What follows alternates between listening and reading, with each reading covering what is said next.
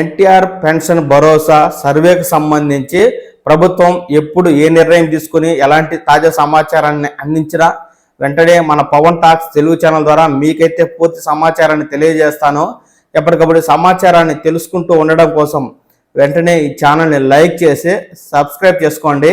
ఎన్టీఆర్ భరోసాకు సంబంధించి వృద్ధుల, దివ్యాంగుల, వితంతువుల, ఒంటరి మహిళల పింఛన్లలో అక్రమాలు జరిగాయని అనర్హులను గుర్తించడం కోసం ఇటీవల సర్వే అయితే చేశారండి. 11,000 మందిని సర్వే చేయగా ఇందులో 563 మంది అనర్హులని అధికారులు అయితే గుర్తించారు.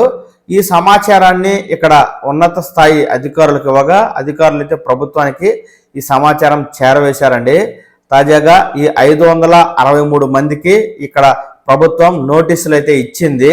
మీరు ఈ పెన్షన్లు తీసుకునేందుకు అనర్హులని, ఎందుకు మీ పెన్షన్ తొలగించకూడదు తెలపాలంటూ ఇక్కడ ప్రభుత్వం అయితే నోటీసులు అయితే ఇస్తూ ఈ మేరకు తాజాగా జీవోను కూడా విడుదల చేసింది. ఎవరైతే అనర్హులుగా గుర్తించబడ్డారో అలాంటి వారికి సంబంధిత ఎంపీడీఓలు, మున్సిపల్ కమిషనర్లు వెంటనే నోటీసును అయితే జారీ చేసి సంబంధిత గ్రామ, వార్డు సచివాలయ ఉద్యోగులను పంపి వారికి నోటీసులు ఇవ్వాలని, సంబంధిత గడువు లోపల సమాధానం చెప్పాలని ప్రభుత్వం అయితే ఆదేశించిన నేపథ్యంలో ఇక్కడ ఎవరైతే నోటీసులు తీసుకుంటారో అలాంటి వారు ఖచ్చితంగా సమాధానం అయితే చెప్పాలండి.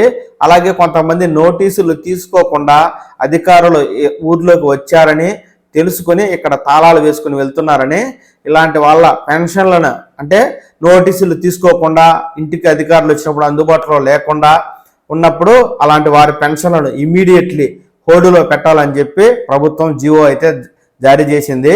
ఇక్కడ అధికారులు వచ్చినప్పుడు తప్పనిసరిగా మీరైతే నోటీస్ తీసుకోవాలండి. లేని పక్షంలో ఇమీడియట్లీ మీ పెన్షన్ అనేది హోల్డ్లో పడిపోతుంది. కాబట్టి అధికారులు వచ్చినప్పుడు మీరు నోటీసులు తీసుకోండి.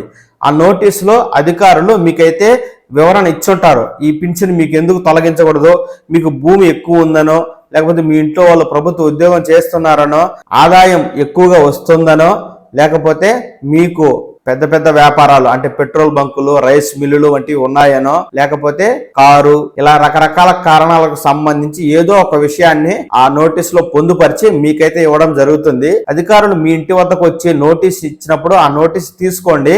అధికారులు మీరు సమాధానం చెప్పడానికి కొంత సమయం అయితే ఇస్తారు. నిజంగా మీకు భూమి అధికంగా ఉండో, లేకపోతే పెద్ద పెద్ద వ్యాపారాలు ఉండో, ప్రభుత్వ ఉద్యోగులు ఉండో, మీకు అనర్హతలు ఉన్నట్లయితే మీరు తప్పనిసరిగా సంబంధిత అధికారులకు మీరు నోటీస్ అయితే ఇవ్వాల్సి ఉంటుంది. ఒకవేళ మీకు ఈ అనర్హతలు ఏమి లేవండి, మాకు భూములు లేవు, మా ఇంట్లో ఎవరు ఇన్కమ్ ట్యాక్స్ కట్టడం లేదు, మాకు ఏ ఇతర అనర్హతలు ఏమీ లేవు, మీరు చెప్పినట్లు మాకు కుటుంబం అటువంటి అధిక ఆదాయాన్ని కలిగి లేదు అని అనుకున్నప్పుడు సంబంధిత డిపార్ట్మెంట్ నుంచి అంటే భూములు ఎక్కువ ఉంటే రెవెన్యూ డిపార్ట్మెంట్ నుంచి, ఇన్కమ్ ట్యాక్స్ కడుతూ ఉంటే దానికి సంబంధిత ఇన్కమ్ ట్యాక్స్ డిపార్ట్మెంట్ నుంచి, లేదంటే ఇక్కడ ప్రభుత్వ ఉద్యోగం చేస్తున్నట్టుగా నోటీసులు వచ్చినా, లేకపోతే మీకు అధికంగా విద్యుత్ వినియోగించిన సంబంధిత శాఖల నుంచి మీరు ఈ అర్హత లేదని మీరు అయితే ధృవపత్రాన్ని తీసుకొచ్చి ఇక్కడ మళ్ళీ అధికారులకు మీరు తెలపాల్సి ఉంటుంది. మీకు అదనపు అనర్హతలు ఉన్నట్లయితే తప్పనిసరిగా నోటీసుకు మీరు ఖచ్చితంగా సమాధానం ఇవ్వాల్సి ఉంటుంది. అదనపు అనర్హతలు ఉన్నట్లయితే అధికారులు ఖచ్చితంగా మీకు మరో నోటీస్ ఇస్తారండి. మీ పెన్షన్ ఏదైతే ఇప్పటి నుంచి పొందుతున్నారో ఆ పెన్షన్ మొత్తం తిరిగి చెల్లించాలని కోరతారు. ఒకవేళ మీరు కట్టనట్లయితే మీపై కేసులు కూడా బుక్ చేసే అవకాశం ఉంటుందండి. ప్రస్తుతం ఈ జీవోలో కేసులు లేదా పింఛన్ రికవరీకి సంబంధించి లేదు, కానీ ప్రస్తుతం అనర్హులైన వారికి ఇమీడియట్ గా నోటీసులు ఇచ్చి సమాధానం కోరమని చెప్పి మాత్రం అడిగారు.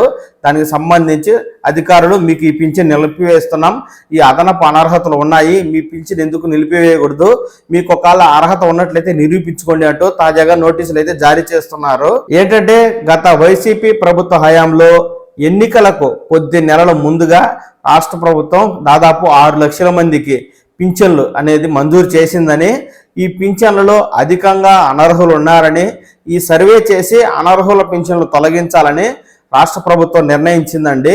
ముఖ్యంగా ఇక్కడ మొదటి విడత పైలట్ ప్రాజెక్టుగా జరిగిన దాంట్లోనే ఇక్కడ 563 మందికి నోటీసులు ఇస్తున్నారు. మనకు రాష్ట్రం మొత్తం 64 లక్షల పింఛన్లను మరోసారి అయితే తనిఖీ చేస్తారు. అంటే జనవరి నెల, ఫిబ్రవరి, మార్చి 3 నెలల్లోనూ అధికారులు ప్రతి పింఛన్ని ఇంటిదారుడికి వెళ్ళి ఇక్కడ తనిఖీ చేస్తారు. ఈ సందర్భంగా మీకు ఒకవేళ చేతి వృత్తుల వారైతే చేతి వృత్తులకు సంబంధించి సొసైటీ నుంచి ఏమైనా కార్డు ఉందా లేదా, మీరు జీవించే ఉన్నారా, మీకు నెలసరి ఆదాయం ఎంత, మీకే భూములు ఎంత ఉన్నాయి, ఇన్కమ్ ట్యాక్స్ కడుతున్నారా, కారు ఉందా, సేల్స్ ట్యాక్స్ ఏమైనా కడుతున్నారా, మీ ఇంట్లో ప్రభుత్వ ఉద్యోగులు ఉన్నారా వంటి ప్రశ్నలు వేస్తారు.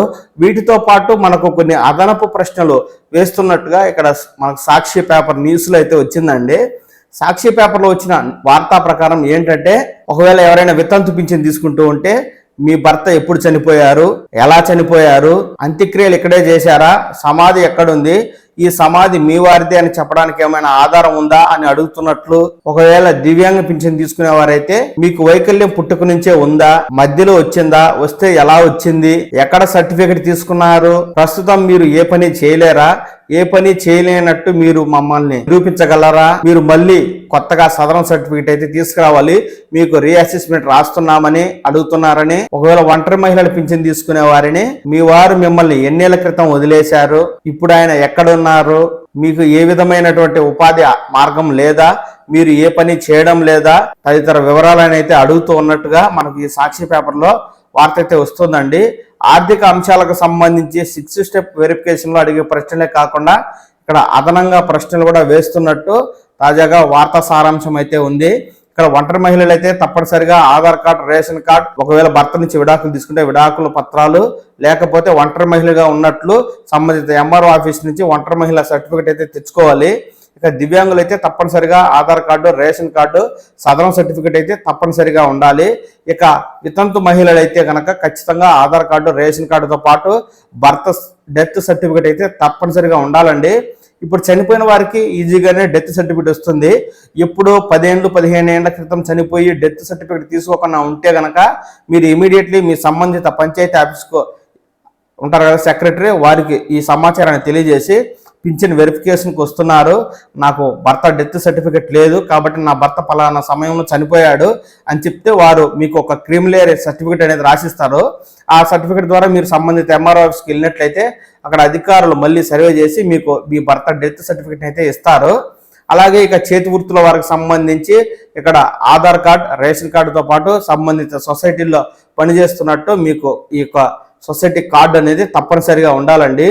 ఎందుకంటే రాష్ట్ర వ్యాప్తంగా ప్రభుత్వం మళ్ళీ మనకు అన్ని పింఛన్లను సర్వే చేస్తూ ఉన్న నేపథ్యంలో అందరూ కూడా ఈ సర్టిఫికెట్ అనేవి తప్పనిసరిగా ఒరిజినల్స్ మీ దగ్గర పెట్టుకోవాలి.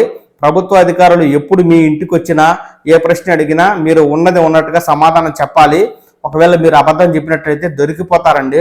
ఎందుకంటే ఇక్కడ 6 స్టెప్ వెరిఫికేషన్ జరుగుతుంది కాబట్టి రెవెన్యూ డిపార్ట్మెంట్ నుంచి, ట్రాన్స్పోర్ట్ డిపార్ట్మెంట్ నుంచి, ఎలక్ట్రికల్ డిపార్ట్మెంట్ నుంచి, అలాగే అగ్రికల్చర్ డిపార్ట్మెంట్ నుంచి, అలాగే సంబంధిత పౌర సరఫరాల శాఖ నుంచి, ఇలా ఇన్కమ్ ట్యాక్స్ డిపార్ట్మెంట్ నుంచి, ఈ జిఎస్టీ డిపార్ట్మెంట్ నుంచి ప్రభుత్వ ఉద్యోగులకు సంబంధించి సమాచారాన్ని కూడా ప్రభుత్వం మొత్తం సేకరించి ఒక మొబైల్ యాప్లో ఈ సమాచారాన్ని నిక్షిప్తం చేస్తుంది. అధికారులు వచ్చినప్పుడు మీ ఆధార్ నెంబర్ని స్క్రూనిటీ ద్వారా అధికారులు అయితే మీ అర్హతలు అనర్హతలు తేల్చేస్తారు. ఇక్కడ అధికారులకు మొబైల్లో కనబడుతుంటుందండి, మీకు కారు ఉందా అని అడుగుతారు, ఉండి లేదని చెప్తే అక్కడ మీకు చూపిస్తుంది. ఇన్కమ్ ట్యాక్స్ కట్టడం లేదా అంటే కట్టలేదంటే అక్కడ కడుతుంటే చూపిస్తుంది అనమాట. ఒకవేళ మీ కుటుంబంలో ప్రభుత్వ ఉద్యోగి ఉండి మా కుటుంబంలో ఎవరు లేరంటే అక్కడ ఆన్లైన్లో ఆల్రెడీ మీ యొక్క హౌస్ హోల్డ్ మ్యాపింగ్ అంతా జరిగింది కాబట్టి ప్రభుత్వ సమాచారం మొత్తం అక్కడ మొబైల్ యాప్లో ఉంది కాబట్టి మీ వివరాలన్నీ అందులో ఉంటాయి కాబట్టి మీ ఆధార్ నెంబర్ను స్క్రూనిటీ చేయగానే మీ వివరాలన్నీ డిస్ప్లే అవుతాయి. అధికంగా భూమి ఉంటే భూమి ఉందనే చెప్పాలి, లేదంటే అక్కడ మీకు అధికారులు వెంటనే నోటీస్ అయితే ఇస్తారు. మళ్ళీ మీరు రెవెన్యూ డిపార్ట్మెంట్ నుంచి వెళ్ళి అక్కడ మీకు భూమి లేనట్టుగా సర్టిఫికేట్ తెచ్చుకోవాలి. లేని వాళ్ళైతే భూమి లేనట్టు తెచ్చుకుంటారు. భూమి ఉండి లేనట్టుగా తెచ్చుకోవాలంటే ఎవరు కూడా భూమిని వదులుకోరు కదండి. ఈ విధంగా రకరకాల సంబంధించిన ప్రశ్నలు వేస్తారు. వీటికి సంబంధించిన ఒరిజినల్ డాక్యుమెంట్ను కూడా మీరు రెడీ చేసి పెట్టుకోండి. ఈ విధంగా అధికారులు వచ్చినప్పుడు మీరు ఉన్నది ఉన్నట్టుగా సరైన సమాధానం చెప్తే అధికారులు సంతృప్తి చెందినట్లయితే అన్నిటికీ అధికారులు ఓకే పెట్టుకుని మీ పెన్షన్ అయితే కొనసాగిస్తారు. ఒకవేళ మీకు అదనపు అనర్హతలు ఉన్నట్టుగా అక్కడ మొబైల్ యాప్లో కనుక గుర్తించినట్లయితే వాటికి సంబంధించి అధికారులు పలు రకాల ప్రశ్నలు వేస్తారు.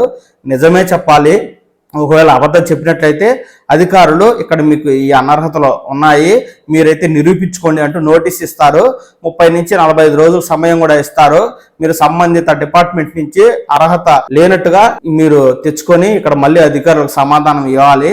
అలా ఇస్తే మీకు ఎలాంటి అదనపు అనర్హతలు లేకుంటే మీ పింఛను కొనసాగిస్తారు. ఒకవేళ మీకు కారు ఉండి, ఇన్కమ్ ట్యాక్స్ ఉండి, ఇంట్లో ప్రభుత్వ ఉద్యోగం ఉండి, అధికంగా భూమి ఉండి, మీకు నెలకు 10,000కు మించి ఆదాయం ఉంటే గనక ఖచ్చితంగా మీరు మీ పింఛన్ అయితే కోల్పోవాల్సి వస్తుంది. అంతేకాదు, ఒకవేళ అబద్ధం చెప్పినట్లయితే నోటీస్ ఇవ్వడమే కాకుండా మీ పెన్షన్ ని కూడా అధికారులు రికవరీ చేస్తారు. ఇవ్వని పక్షంలో రికవరీ యాక్ట్ ప్రకారం కేసులు కూడా పెడతారు. కాబట్టి ఈ విషయాన్ని ఎన్టీఆర్ పెన్షన్ లబ్ధిదారులు గుర్తుంచుకుని అధికారులు మీ ఇంటికి వచ్చినప్పుడు సహకరించండి.